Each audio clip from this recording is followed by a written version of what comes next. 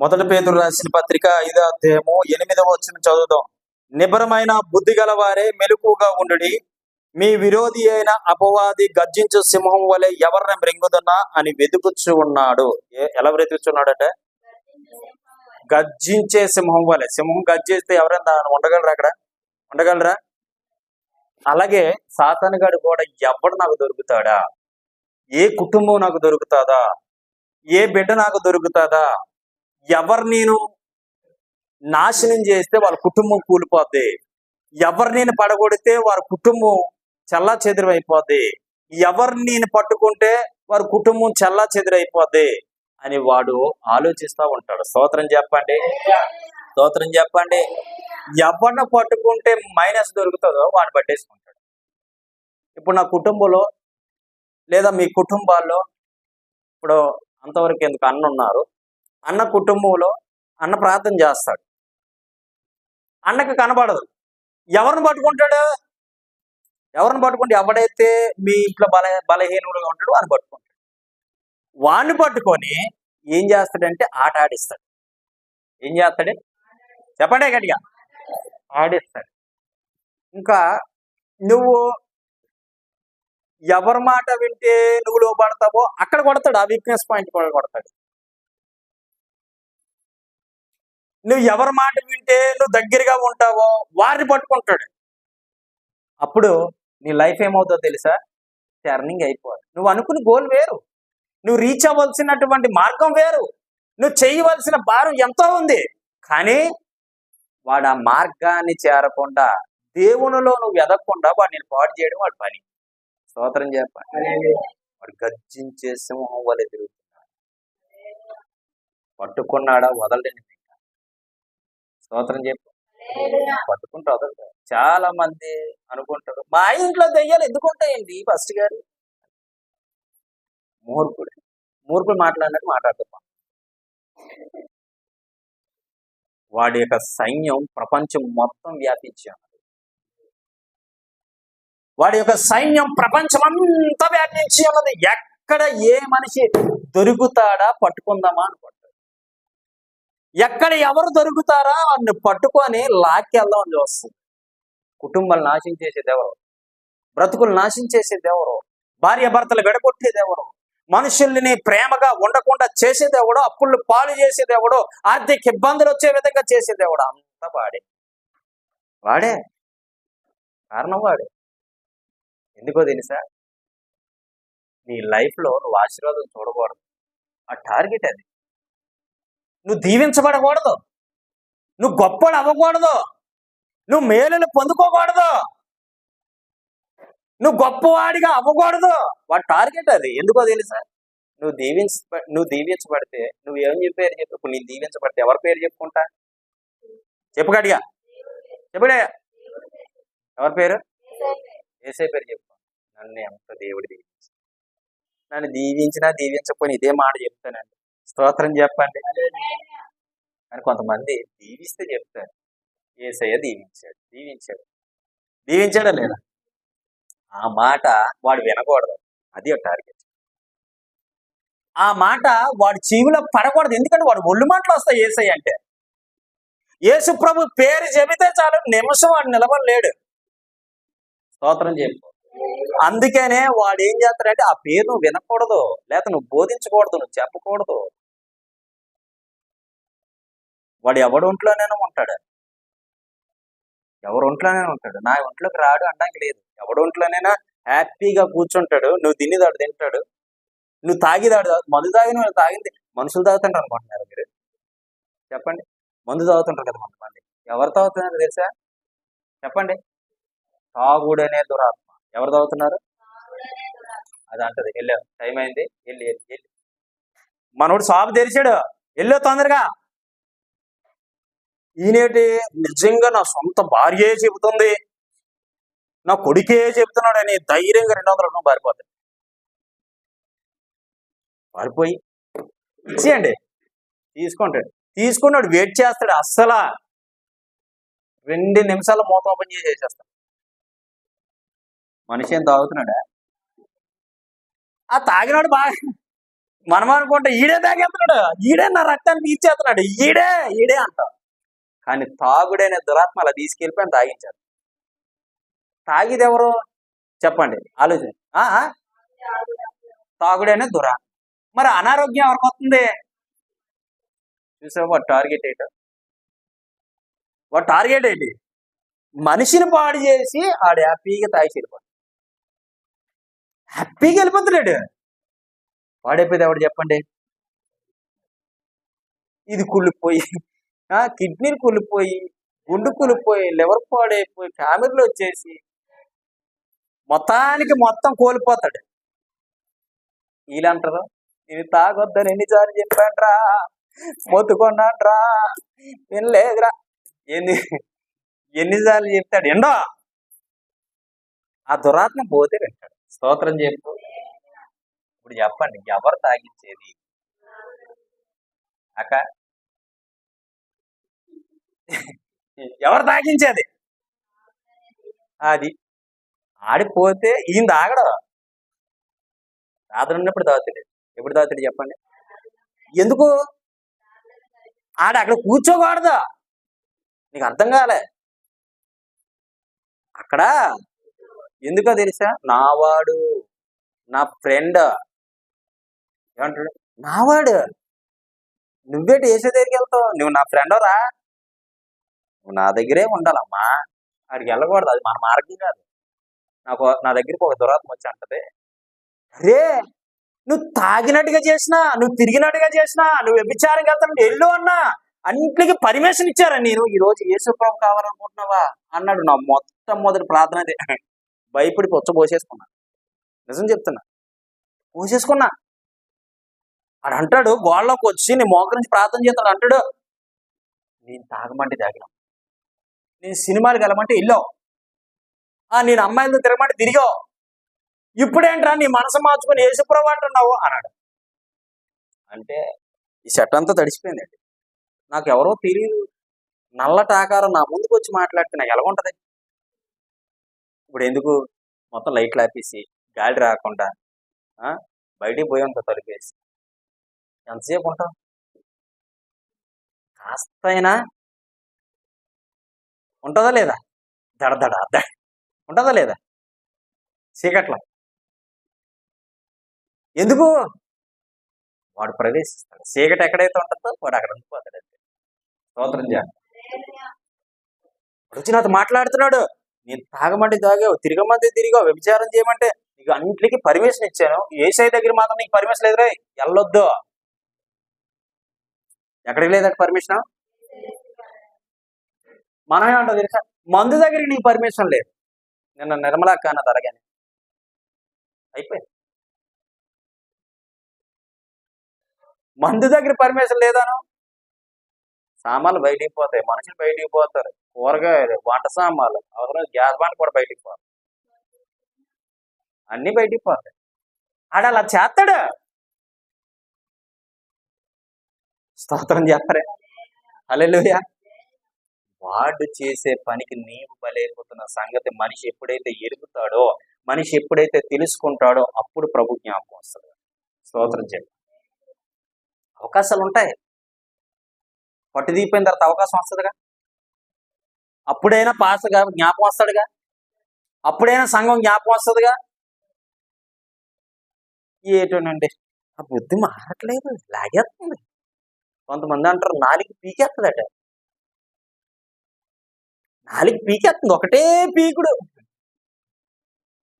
ఆ తర్వాత నువ్వే లేకుండా పోతావు. పరిస్థితి ఏంటి? అవకాశం ఇస్తాడు దేవుడు, వినియోగించుకోవాలి. మరో నేను సిగరెట్ కాలుస్తున్నా, జాగ్రత్తగా సిగరెట్ కాలుస్తుంటే ఫుల్ ఫీవర్లో ఉన్నా.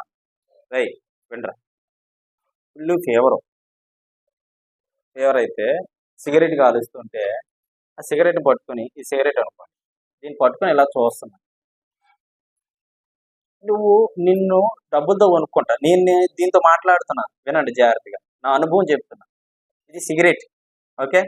ప్రస్తుతానికి మైక్ అని పక్కన పెడదాం, సిగరెట్ అనుకోండి. నేను కాలుస్తూ సగం కాల్చిన తర్వాత అంటున్నా, దాంతో నిన్ను డబ్బులు ఇచ్చి కొనుక్కున్నా, నిన్ను తాగితే నాకు మనశ్శాంతి దొరుకుతుంది, నిన్ను తాగితే నేను నెమ్మది దొరుకుతుందని నేను డబ్బులు ఇచ్చి కొనుక్కున్నాను. కానీ మరి డబ్బులు ఇచ్చి కొనుక్కున్నప్పుడు నాకు ఆరోగ్యం కలగాలి కదా. నా ఆరోగ్యాన్ని పాడు చేయడానికి వచ్చావు కదా నువ్వు. మరి నిన్ను తాగడం వల్ల నాకు ఏంటి ఉపయోగం? నా డబ్బులు వేస్ట్, ఆరోగ్యం వేస్ట్. ఆరోగ్యం ఉండడం కోసం కదా ఈ ప్రయత్నాలన్నీ. తినడం, మంచినీళ్ళు తాగడం, చికెన్ బిర్యానీ తినడం ఆరోగ్యం కోసం. అవునా కదా? అప్పుడు నా సిగరెట్తో మాట్లాడుతుంది, అది ఏం మాట్లాడుతుంది?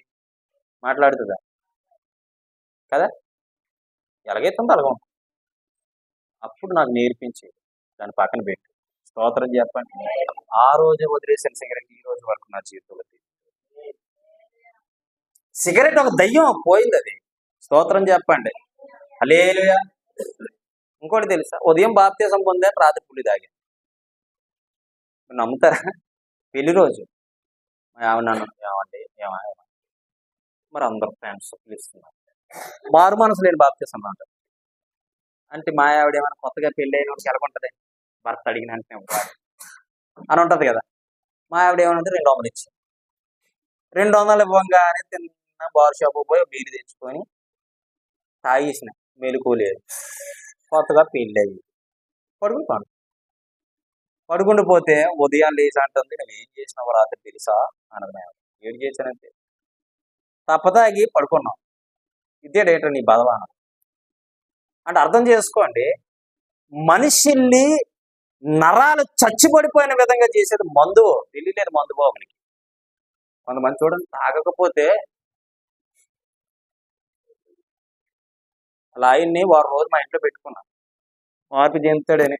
బాబు ఏమన్నాడు తెలుసా, నైట్ పూట లేచి ఏం చేసి కూడా అర్థమయ్యేది కాదు. నేను అనుకున్నా, రే పిచ్చి హాస్పిటల్కి ఏం తీసుకెళ్ళలేమమ్మా. నిజంగా నేనైతే అలాగే అనుకున్నాను, పిచ్చి హాస్పిటల్కి ఏం తీసుకెళ్ళలేమో, లేచి ఏదేదో అంతంటే ఆవిడ అని మీరు పడుకొని నాకు తెచ్చుకోండి. ఏట్రా నీకు అనుభవం అంటే, బండి పని చేస్తాండ నేను పడుకోండి. ఏం చేస్తున్నాడట, ఎక్కడా ఎక్కడ చేస్తాడట, కల్లో చేస్తాండ, ఎలాగేస్తాండ, ఉండి బా వైర్లు దోస్తానని అంటాడు. మీరు నమ్ముతారు, వారం రోజులు కూడా నిద్రలు లేవండి. నిజంగా చెప్తాను, పడుకున్నప్పుడే మామూలుగా కాదు, చిత్రహింసలు. స్తోత్రం చెప్పండి. అంటే చూడండి, మందు తనని ఏ విధంగా బానిసత్వంలో ముంచేసింది. పని చేసేస్తండి, ఎలాగంతండి ఏదో ఏం చేస్తాను బావంటే, ఇప్పుడే బండి పని చేసి వచ్చాను. ఏం డబ్బులు పడ్డాయా అని అడిగేవాడు. ఫోన్పేలో డబ్బులు ఏమని అడిగి వేసినాడా అని అడిగేవాడు అలా ఆవిడికి. పడ్డా అని శివుడిగా శ్రీసింది. ఎన్నాళ్ళని భరిస్తారండి. అంత దరిద్రమైన స్థితిలోంచి దేవుడు నిలబెట్టాడు. ఆ వణుకు రాలేదు. అప్పుడు ఒకటే అన్నాడు, నేను బాగుపడతాను బావా అన్నాడు. స్తోత్రం చెప్పండి. మొత్తాన్ని బాగుపడతాడు కావాలని వారం రోజులు ప్రార్థన తిప్పానండి. తీసుకొచ్చాగా మీ ఇంటికి, తీసుకొచ్చాగా. ఎంత బాగున్నాడు, కనీసం కైని కూడా వేసుకుంటాడు కాదు. మరి ఎవరు మప్పేంటారు మళ్ళీ అదే దారిలో పోంటాం. చూడండి, మనిషిని దురాత్మ పట్టుకుందంటే నీ జీవితాన్ని అత్తలాకుతలం చేసి పారేస్తుంది. చాలా మంది అనుకుంటారు, ఏమనుకుంటారు తెలుసా, తెలుసులే మాకు తెలుసు, ఏ దేవుడు గొప్పడో మాకు తెలుసు. తెలిసి తలగుండు, పోయేది నువ్వే. ఎవరు పోతారు? పోయేది నువ్వే, వినపోతే. హల్లెలూయా. ఇలా మందు బాబుల కోసం. ఆరోగ్యం లేని వాళ్ళకు ఉంటుంది చూసావా, ఆరోగ్యం ఉండదు కొంతమందికి.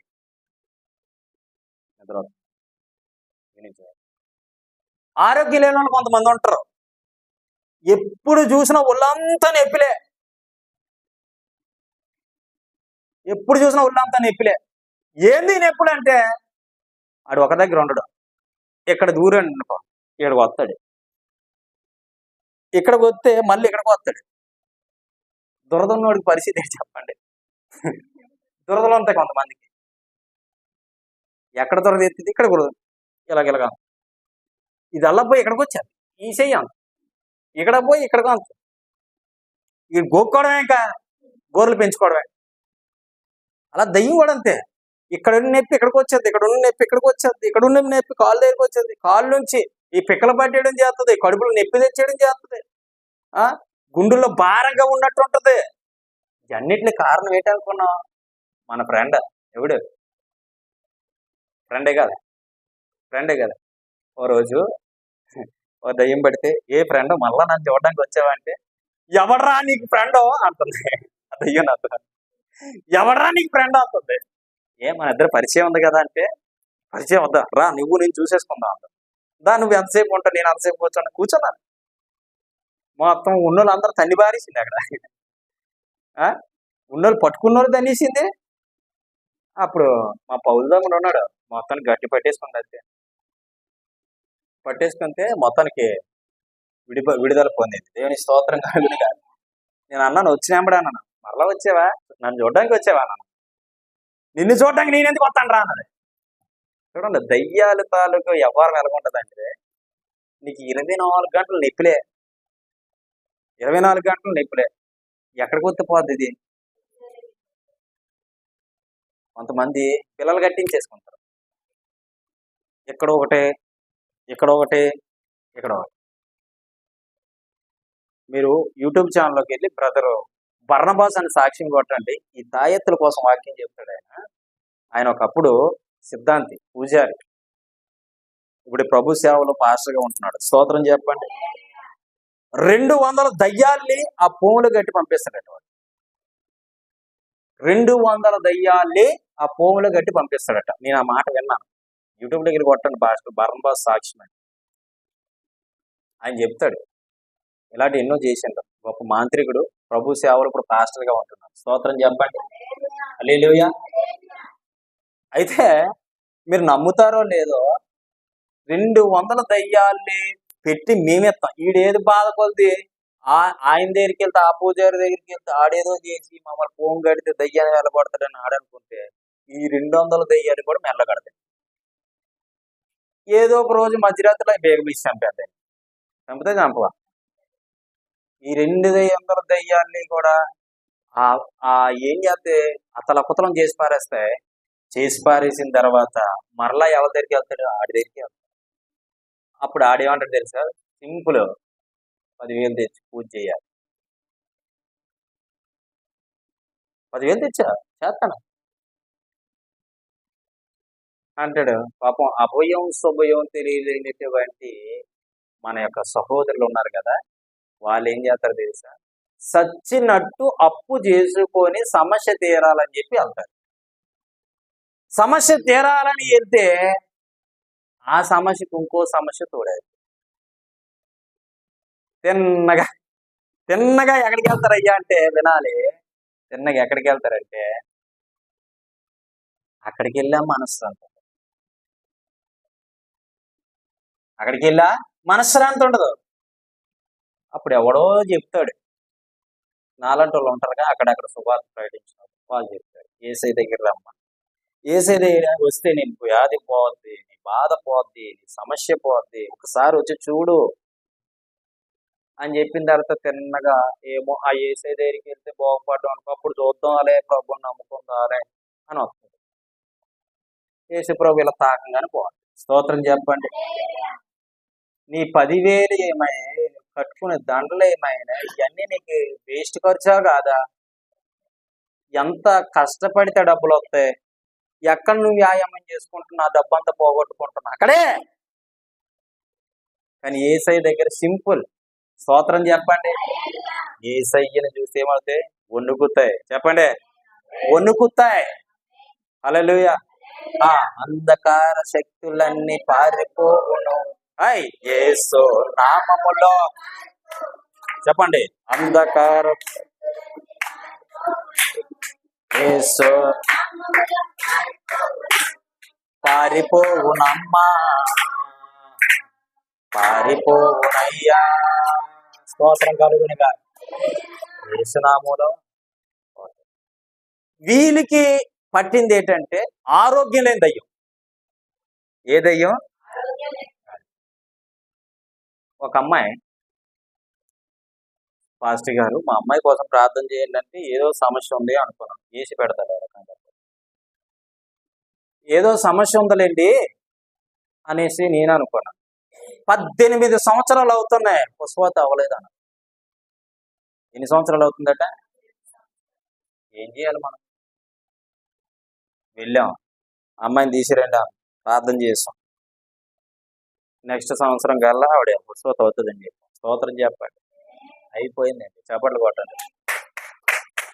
ఆమె చెప్పండి. ఏమి తన ఇబ్బంది పెట్టింది ఏంటంటే దురాత్మ. వాడికి తెలుసు నువ్వు దేవుళ్ళు ఎదగకూడదంటే ఎవరిని పట్టుకోవాలని తెలుసు. ఇప్పుడు నిర్మలాక దేవుళ్ళు ఎదగకూడదంటే వాళ్ళు ఆయన పట్టుకుంటే సింపుల్. ఈవిళ్ళు దేవుళ్ళలోని ఎదగకుండా ఉండాలంటే వాళ్ళు ఆయన పట్టుకుని సింపుల్. కాబట్టి ఆయనలో ఉంటుంది. నిత్యము నివసించి నా పక్కనే ఉందిరా, వెళ్ళు తాగు, నేనున్నాగా. ఎంత మంచిగా చెప్తుంది కదా.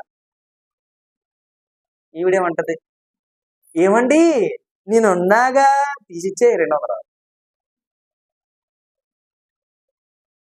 అంతే కదా, అవునా కదా? మరి ఇలా చిన్న చిన్న వాటికి బెండ్ అయిపోతే, దురాత్మకే నువ్వు బెండ్ అయిపోతే దేవునికి ఏం సమాధానం చెప్తున్నానా? ఏం సమాధానం చెప్తావు? నేనున్నానుగా అని చెప్తుంది, సైలెంట్ గా చెప్తుంది. ఆయన పట్టుకో చాలు.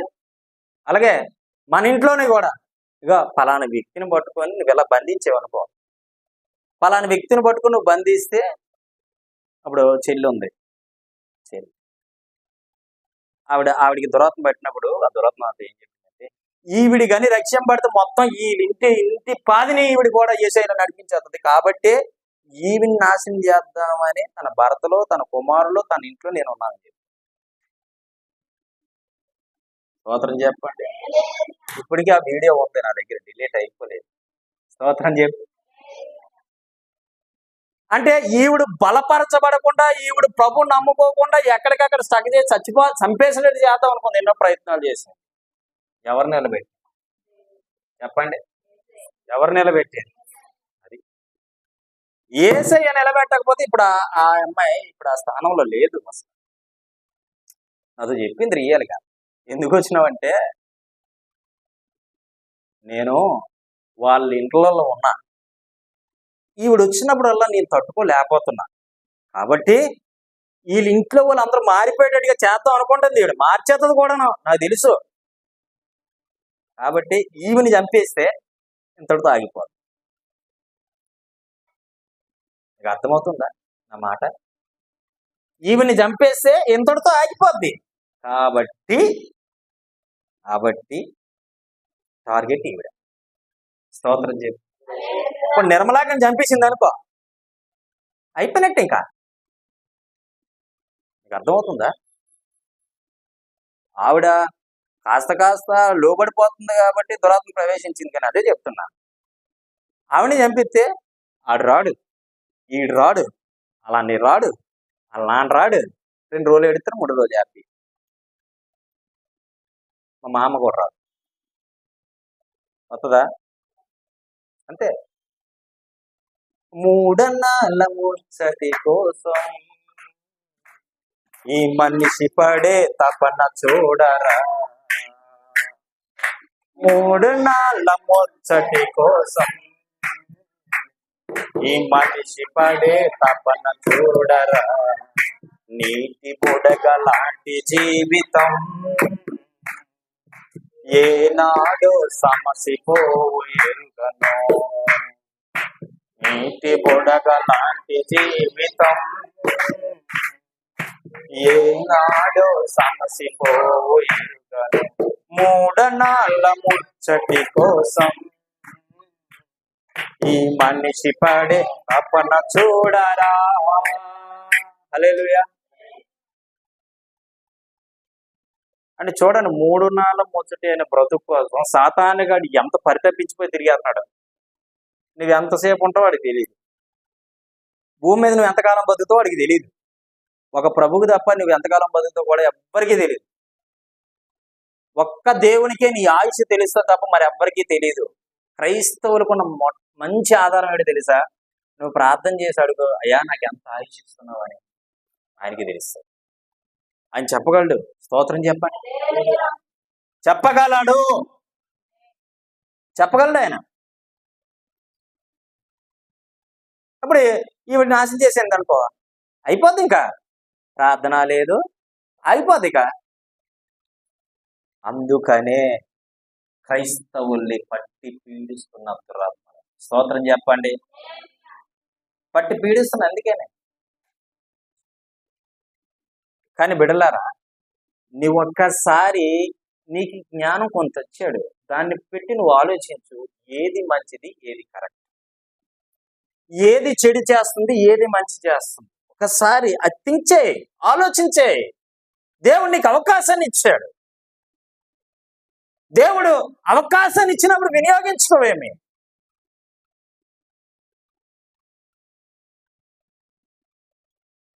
ఒక వీళ్ళ షాప్ దగ్గర ఒక అమ్మాయి మా దగ్గర కూర్చుంటే నేను అన్నాను, అక్క దేవుణ్ణి నమ్ముకోవచ్చు కదా. అక్కడ ఆరాధన జరిగేది అప్పుడు. దేవుణ్ణి నమ్ముకోవచ్చు కదా అంటే, మాకు కూడా ఉన్నారులే అన్నది.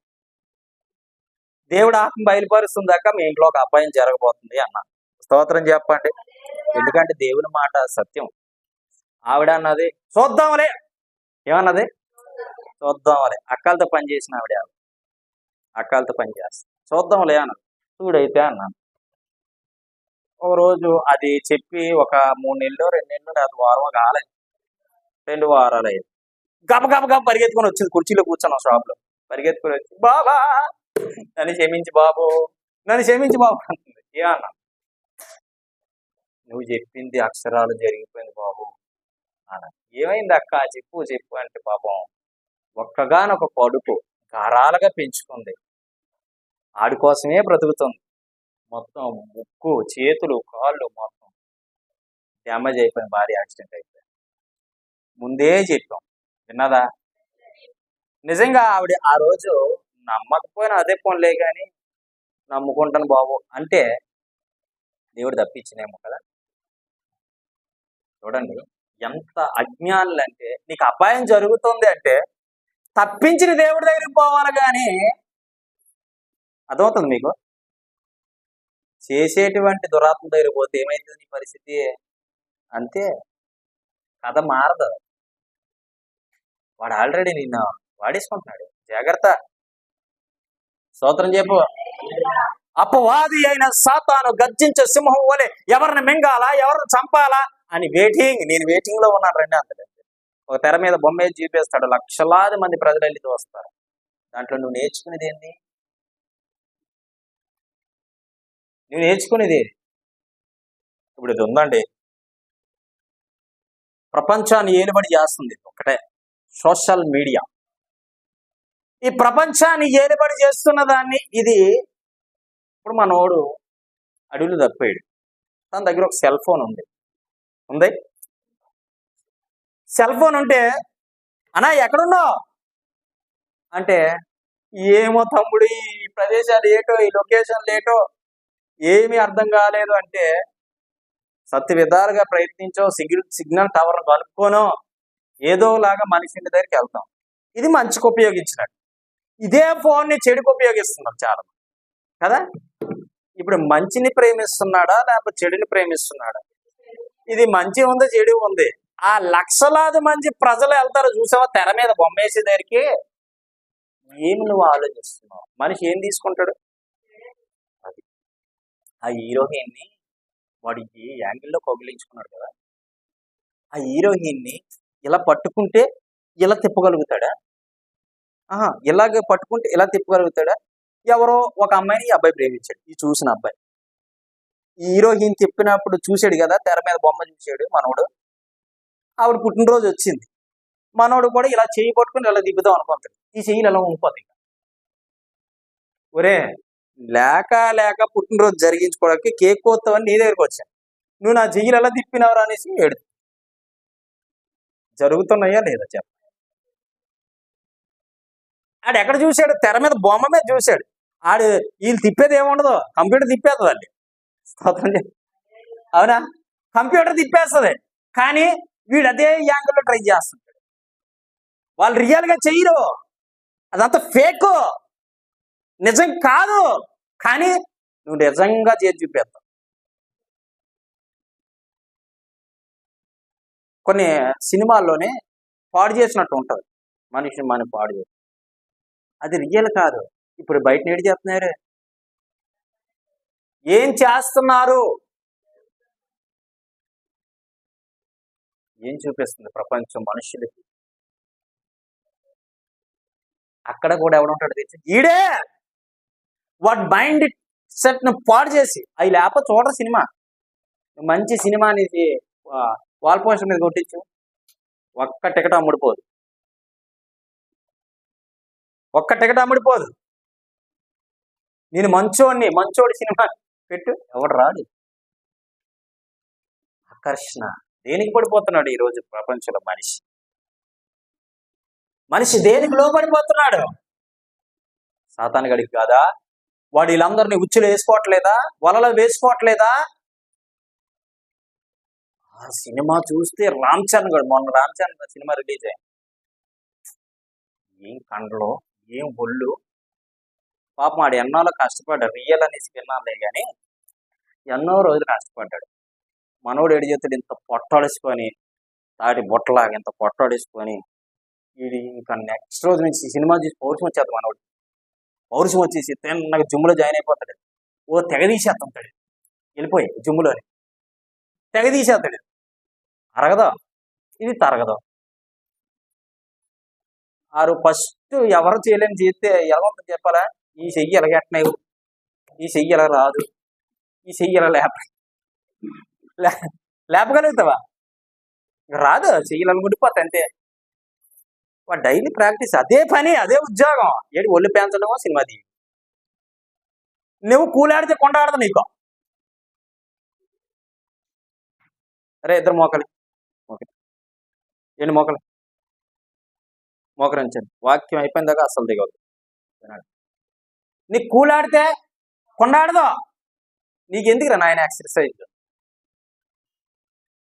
ఈయన చూసి నువ్వు మోటివేట్ అవుతావు. వాక్యాన్ని వినా, వాక్యాన్ని చూసి నువ్వు మోటివేట్ అయ్యావు ఏ రోజైనా? వాక్యాన్ని విని నువ్వు ఏ రోజైనా ఆ జ్ఞానాన్ని తెచ్చుకున్నావా? నా దేవుడు ఎలా చెప్పాడు అది నేను చేస్తాను అన్నావా? సినిమా చూసి అది చేసేస్తావు. వాడు తిప్పినట్టు తిప్పేస్తావు. వాడు వేసుకుంటారు బొక్కల ప్యాంట్లో, వాడు బాగానే ఉంటాయి, నువ్వు అలాంటి తీసుకుంటావు. పొక్కలు కలిసి నేను అడుగుతాను. హీరోయిన్ జుత్తు ఎలా వదిలేసి, మొన్న ఏదో జుత్తు గురించి ఏదో సందర్భం వచ్చిందండి, నాకు గుర్తు రాలేదు కానీ చెప్తాను. ఇప్పుడు కొంతమంది దేవుడు నమ్ముకున్నారు కూడా ఏం చేస్తారు తెలుసా? ఫ్యాషన్ నేర్చేసారు. ఏం ఫ్యాషన్ అట, వదిలే ఇలాగ అంటారు. మళ్ళీ బాగుందమ్మా, చాలా బాగుంది, ఇలా వదిలేసుకో. ఈ ఫ్యాషన్ అసలు ఆ వాక్యం ఏం చెప్తుందో తెలుసా? ఆడదానికే జుత్తు అందం, మొగోడికి కాదు. ఇప్పుడు మొగోడు కూడా పిలకేసేస్తాడు. మొగోడు కూడా ఇదొక ఫ్యాషన్. ఓ పాస్ గారు నా దగ్గరికి వచ్చాను, మీరు చాలా బాగుంటుంది అయ్యారు, జుత్తు పెంచండి అంట. నాకు ఈ జుత్తుకే సిరాకు వచ్చి ఉదయం కటింగ్ చేసుకుంటానంటే మా చెల్లి మా ఆవిడ అన్నారు, ఇప్పుడు వద్దు, కటింగ్ చేసుకుని మోహన్ చూడాలి, రేపు చేసుకుందిరా. స్తోత్రం చెప్పండి. నాకు ఎంతకొద్ది జుత్తుంటే చిరాకు. ఒకప్పుడు పెంచాను నేను కూడా. మొన్న సినిమా చూసి, నిజం చెప్తాను, ఆశకం కాదు, బలిపేట మీద నిజం మాట్లాడాడు. మొన్న సినిమా చూసి వాడు ఎయిర్ ఎక్కడ పొంగింది, ఇక్కడ పొంగింది, ఈ సైడ్లన్నీ తీసేవాడిని, ఈ సైడ్లన్నీ తీసి వెనకాల దువ్వుడు ఇక్కడ వరకు పెంచాను. ఓ రోజు పోలీసులు దొరికిన అదే జుత్తుడుకొని లాగిపోయాను. అంతే సింపుల్. జుత్తున్నాడు ఏదో ఒకటి దొరికిపోతాడు. సిరితో సినిమాకి కొట్టానరా, మరి మామూలు కాయలేదు. ఇలా ఉంటుంది అనమాట వ్యాపారం. ఈ విద్యలన్నీ ఎవరు నేర్పుతాడు? మన ఫ్రెండ్ ఎవడు అది. విద్యలన్నీ ఆడే దగ్గర నుంచి మనం నేర్చుకుంటున్నాం. బైబిల్ చూసి నువ్వేం నేర్చుకుంటున్నావు? బైబిల్ చూసి ఏదైనా నేర్చుకుంటున్నావు? బైబిల్ ఏం చెప్తుంది? చక్కగా బ్రతుకు, యథార్థంగా బ్రతుకు, పరిశుద్ధంగా బ్రతుకు, నీతిగా బ్రతుకు, చక్కగా ఉండు, చక్కగా నడు, దేవుడు చెప్పిన మాట వింటూ బ్రతుకు, నడిస్తే నీ బ్రతుకు బాగుంటుంది అని చెప్తుంది బైబిల్. ఇది ఒక్కడ వినడు, తీసుకోడు. ఒక్కడ వినరా? ఎందుకో తెలుసా? ఆడు మాటకు ఆకర్షితం అయిపోతారు. తేనె తేనె ఎంతమంది తెలుసు? అమ్మ తేనె ఎప్పుడైనా తిన్నారా, తాగారా? మొన్న ఒక టీ తాగాను, అడుగుని తేనె ఉండిపోయింది, పైన టీ ఉండిపోయింది. అప్పుడు ఈ కలుపుకొని తాగితే అదొకలా అనిపించింది నాకు. ఎంతమంది తాగారు? తేనె తాగారా? అమ్మ నువ్వు తాగలేదా? ఎప్పుడు వదిలేస్తాడు నాయన అయినా వదులుకొని వదలరు అనుకుంటాను. అనుకోకు, వదిలేస్తాను. స్తోత్రం చెప్పండి. తేనె తెలుసు కదా, తేనె చూస్తే ఏమనిపిస్తుంది? ఇక్కడ పొట్టు ఎట్టిందండి. ఇప్పుడు తేనె పొట్టు ఎట్టింది అనుకోండి. అసలు దాని దగ్గరికి వెళ్ళి ఏదోలా ఈగలున్నా మొత్తాన్ని కష్టపడి కాల్చేసో ఇంకేది చేసో దాన్ని తినాలనిపిస్తుంది. ఓ రోజు మా పాస్టర్ గారికి నేను విశ్వాసం ఉన్నప్పుడు తేనె తినాలనిపించి 11:30 ముసుగు దొంగల వారి 3 రూపాయలు వచ్చినా మేము ఎక్కడికి అడవిలోకి ఇలా ముసుగులేసుకొని అన్ని నా వల్ల ఇది కాదు, ఈగలు ముట్టేసి అంతే, ఉదయాన్ని ఆదివారం ఇవన్నీ పొగు పని అంతే, ఏంటి దావిదికి ఎలా పొంగు పని అని అందరూ నా వల్ల ఇది కాదు అంటే, నేను ముట్టెత్తాను జన్నా, నువ్వు దూరంగా ఉండు అన్నాడు. మొత్తాన్ని కష్టపడి ఒక 2-3 కిలోమీటర్ల బండి మీద వచ్చి ముసుగు దొంగల్లా వచ్చి కాల్చి తీగలన్నీ బారిపోయి తింటే మొత్తం తేనంతా పీల్చిపోనాయి. మా కష్టం అంతా ప్రయాసం అంతా వృధా అయిపోయింది. కానీ కొన్ని చోట్ల తేనె పొట్టు ఉంటుంది, అది ఏం చేస్తుంది తెలుసా? అందులో అపాయకరమైన ఈగలు కుడితే చచ్చిపోతారనే సంగతి తెలిసి కూడా దాన్ని తీయడానికి మనిషి ప్రయత్నిస్తాడు. అవునా? మొత్తానికి తేనె ఏం చేస్తుంది తెలుసా? మనిషిని ఆకర్షిస్తుంది. ఏం చేస్తుంది? మనిషిని, చెప్పండి గట్టిగా కదా. పాపం కూడా అంతే, తెలుసో లేదో నీకు, ఆకర్షిస్తుంది. రా నేనున్నాను రా. మీకు ఒక విషయం చెప్తా, రియల్గా చెప్తాను. యూట్యూబ్లో ఒక అమ్మాయి పరిచయం ఉన్నాయి, ఈ మధ్య ఒక 4-5 రోజులు పరిచయం అయితే అప్పుడు నాకు ఎవరైనా పరిచయం అయితే నేను మొట్టమొదటిగా అడిగే ప్రశ్న ఏంటంటే, ఏదైనా సమస్య ఉందా అంటే, అప్పుడు ఆవిడేమంటుందంటే నో అని పంపించింది మెసేజ్. నేను రిప్లై పంపించాను. మరి నో అనేటోడు పాస్ కొడితే నీకు పని ఏంటంటే, అప్పుడు ఆమె రిప్లై పంపించింది తెలుసా? మీకు హెల్ప్ చేద్దామని. నేనేమనుకున్నాను తెలుసా? యేసు ప్రభువా నీవు ఉన్నావయ్యా, నా ప్రార్థన విన్నావయ్యా, ఈ మనిషిని పంపించావయ్యా అనుకున్నా. మరి సేవకుడు మాత్రం మోహం చేయలేదు. మా ఫ్రెండ్ ఎవరినే మోహం చేస్తాడు. తర్వాత అప్పుడు అన్నాను, అమ్మా మీరేమో అని అడిగాను. అప్పుడు ఆవిడ మెసేజ్ చేసింది, మాది హైదరాబాద్. అమ్మ మీరు ఏం చేస్తారో అని మెసేజ్ పెట్టాను. అప్పుడు ఆవిడ అన్నది, నేను బిజినెస్ చేస్తా అని పెట్టి. బిజినెస్ చేస్తావా, ఏం బిజినెస్ చేస్తావు అని మెసేజ్ పెట్టి. చూడండి ఎంతవరకు ఇది. ఏం బిజినెస్ చేస్తావంటే ఆవిడ అన్నది, నేను ఫ్యాషన్ డిజైనింగ్ చేస్తాను అన్నాడు. అప్పుడు నేను అన్నాను, మరి నేను నీకేది ఒక ప్రార్థన చేయలేదు, ఏమీ చేయలేదు, మరి ఎందుకు నాకు ఫోన్ చేస్తున్నారు అని అడిగాను. దేవుడు ఇవన్నీ నేను ఎంతమందిని చూసుకొచ్చినా ఇలాంటి దేవుడు ఆ కృపనిచ్చాడు. స్తోత్రం చెప్ప. ఆంటీలే, అమ్మాయిలు, సర్వలోకంలో అంతా అందచందాలు అన్నింటిలో అనుభవించి వచ్చి ఈ స్థాయిలో కూర్చున్నాను. కానీ నాకు తెలుసు ఎవరు ఎలాంటి. స్తోత్రం చెప్పండి. చూస్తాను రేపు ఒక్కొక్కడు ఎలాగొన్నాడు అంటే గుణపంతో పొడి చేతను ఆపపోతే అన్నట్టు. వినండి, ఈ మాట చెప్పి ముగించేస్తాను. అపవాది ఒక మనిషిని ఎలా పాడు చేస్తాడో చెప్తున్నాను. అయితే అప్పుడు ఫ్యాషన్ డిజైనింగ్ చేస్తున్నాను. అప్పుడు నేను అన్నాను, నేను చెప్పడం మొదలెట్టాను. ఇక ఏమనంటే, నాకు సొంత మందిరం లేదమ్మా, చక్కగా ఎవరి మీద ఆధారపడకుండా పరిచయం చేసుకుంటున్నాను. అవన్నీ విన్నదండి. ఓకే అన్నదనమాట. ఆవిడ విన్నదో లేదు తెలియదు, ఈ మెసేజ్ చూసిందో లేదు తెలియదు. ఓకే అని వెంటనే పెట్టేసింది. అంటే వినలేదు, ఇంకా తక్షణంలో పెట్టేసింది. అప్పుడు నీకు ఎంత కావాలి అని పెట్టింది కదా.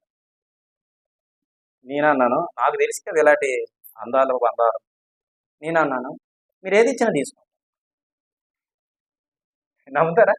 మీరు ఏది ఇచ్చినా ఎంత ఇచ్చినా తీసుకుంటా అన్నాను.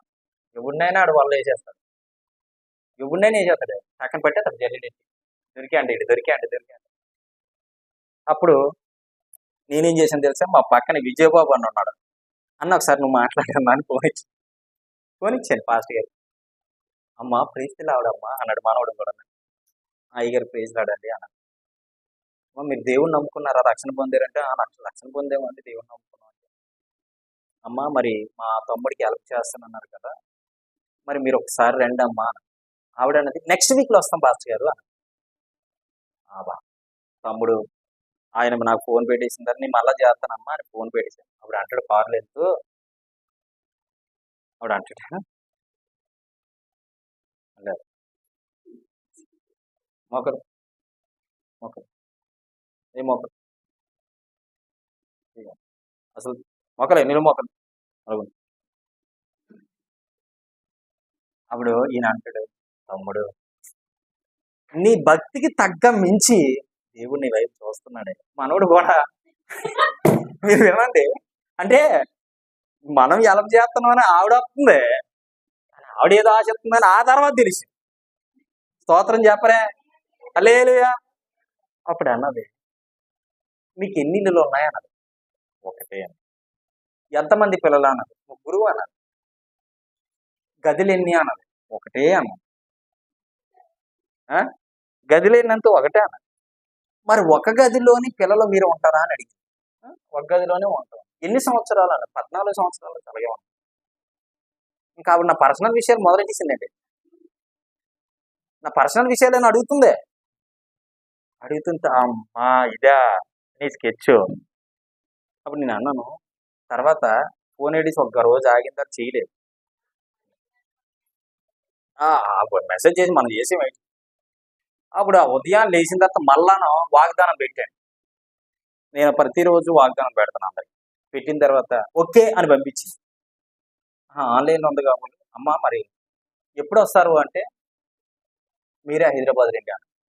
నాకు పెద్ద బిల్డింగ్ ఉంది, ఆ బిల్డింగ్లో ఒక్కరిదైనా ఉంటాను, పెళ్లి కాలేదు నాకు, ఏదో ఆశం కాదు, పెళ్లి కాలేదు నాకు, ఒక్కరిదైనా ఉంటాను పాస్టర్ గారు, మీరు వచ్చి మీకు ఎంతకాలం పట్టుకెళ్ళిపోతాను. అయితే నేను అన్నాను సరే తల్లి నీకు నమస్కారం అనుకోని మనసులో అనుకోని, డైరెక్ట్గా అనలేదులేండి, మనసులో అనుకున్నాను. మనసులో అనుకునే తర్వాత అప్పుడు మరలా మెసేజ్ ఏమని పెట్టిందంటే నాకు 50 లక్షలు అవుద్దని, నా బిల్డింగ్కి కిందన ఇంటికి పైన మందిరానికి 50 లక్షలు అవుద్దంటే ఓకే అన్నారు. మళ్ళీ నేను కట్టించేస్తాను, వకీల్లో ఎంతకాలం అలాగుంటారో నేను కట్టించేస్తాను అన్నారు. కట్టించేస్తానంటే అప్పుడు నేను అన్నాను, నాకు అప్పుడు దేవుడి ఆత్మ అంటుంది, సరే ఆవిడ నా 50 లక్షలు ఎత్తుందని మురిసిపోతున్నా కదా, ఒకసారి రేపే ఎల్లుండి మీ పాప బర్త్డే ఉంది కదా, నిన్నటి కార్యక్రమం కోసం ఏం కాదు 25,000 అవుతుందని మెసేజ్ పెట్టాను. అప్పుడు నేను సింపుల్గాను 25,000 అవుతుందండి కార్యక్రమానికి ప్రార్థన పెట్టుకుంటున్నాను, ఏదైనా మీరు ఎలాగ హెల్ప్ చేస్తాను అన్నారు కాబట్టి చేస్తానంటే చెయ్యండి అన్నాను. ఫస్ట్ టైం అండి ఎవరిని నేను అడుక్కోను, కానీ చూద్దామని అలా పెట్టాను. ఇప్పుడే ఫోన్పే చేస్తానన్నది ఇంకా చేయాలి. అప్పుడు ఒక గంట ఆగిన తర్వాత వీడియో కాల్ చేసింది. మేము అక్కడ సువార్తలో ఉన్నాం తుల్లో ఇద్దరమే.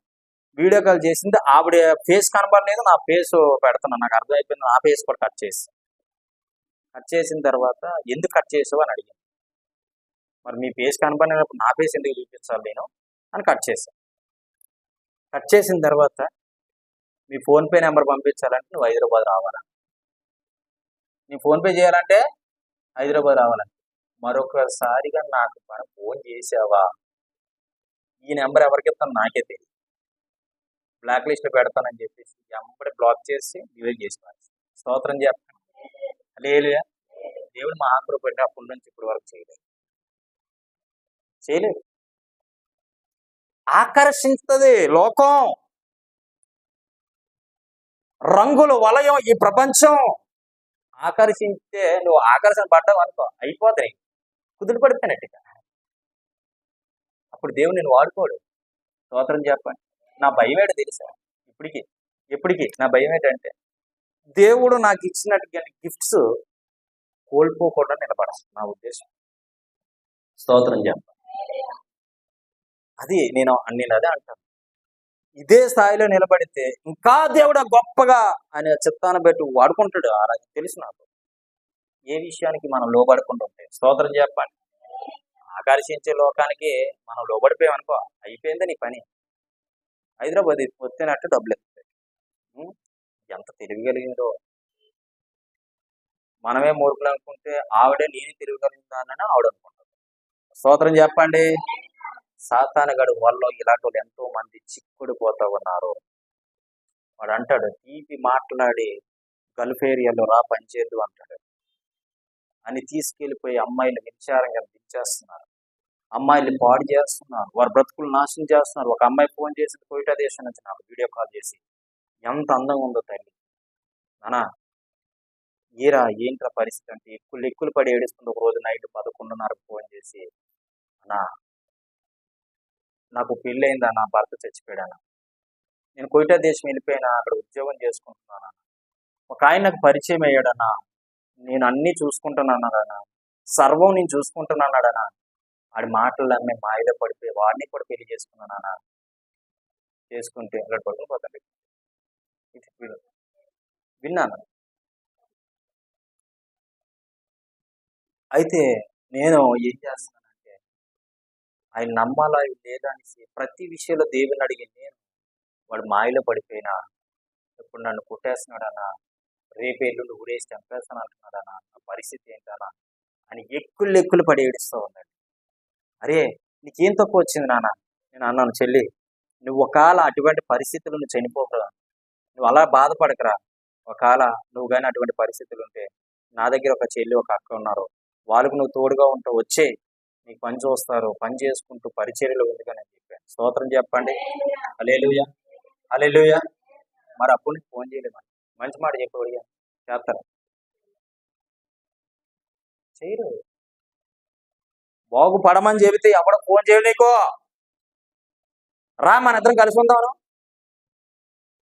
ఫ్లైట్ టికెట్ కాదు, ఏం టికెట్ తీసుకోకుండా వచ్చాను నేను, వచ్చేస్తారు అంతే. లోకం ఆకర్షించే లోకం, ఆశల నాశక కోపం, ఆకర్షించే లోకం, ఆశల నాశన కోపం అనేటువంటి ఒక సాంగ్ ఉంది. ఆశిస్తుంది లోకం, జాగ్రత్త.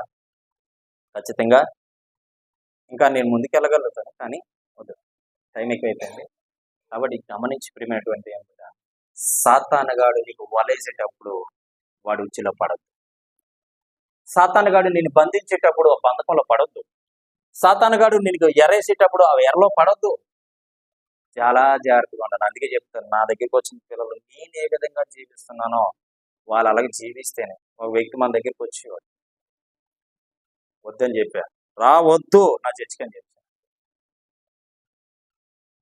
జాగ్రత్త సుమి, జాగ్రత్త. నీ బ్రతుకు జాగ్రత్త, నీ జీవితం జాగ్రత్త. ఈరోజు బాగానే ఉంటది, చూడడానికి తీయగా ఉంటది తేనెపట్టు, తినగా తినగా తినగా ఏమైంది? ఈరోజు నీ దగ్గర ఆరోగ్యం ఉంది, నీ దగ్గర బలం ఉంది, నేను వాడుకుంటాడు ఒక రోజు ఎవరు రమ్మన్నాడు, నేను ఎవడు రమ్మన్నాడు, ఇల్లు ఎక్కడి నుంచి వచ్చావు అక్కడికి పంపించేస్తాడంటే అయిపోతుంది బ్రతుకు, సపా క్లోజ్. అప్పుడు అంట, ఏ రైలో, ఏ బస్సో, ఏ ట్రాక్టరో, అంతే. జాగ్రత్త సుమి, నీ బ్రతుకు నాశనం చేసుకుంటావా, నీ జీవితం నాశనం చేసుకుంటావా, నీ పరిస్థితి ఏంటో నువ్వు గుర్తెరగాలంటే యేసయ్య మాత్రమే చూడు. స్తోత్రం చెప్పండి. ఓకేనా? విన్నారా? ప్రార్థన చేసుకుంటాం, కళ్ళు మూసుకోండి. దేవుని నడిపింపు చాలా బలంగా ఉంది. స్తోత్రం చెప్పండి. హల్లెలూయా. ప్రార్థన చేసుకుంటాం, కళ్ళు మూసుకోండి. మన మధ్యలో బ్రదర్ ఉన్నారు, ప్రార్థన చేస్తారు. ఈ వాక్యం అయిపోయిన ఆశీర్వాదం ఇచ్చిన తర్వాత కొద్ది సాక్ష్యం కూడా చెప్తారు. ప్రార్థన చేస్తారు. నువ్వు అందులో చేసిన పర్లేదు.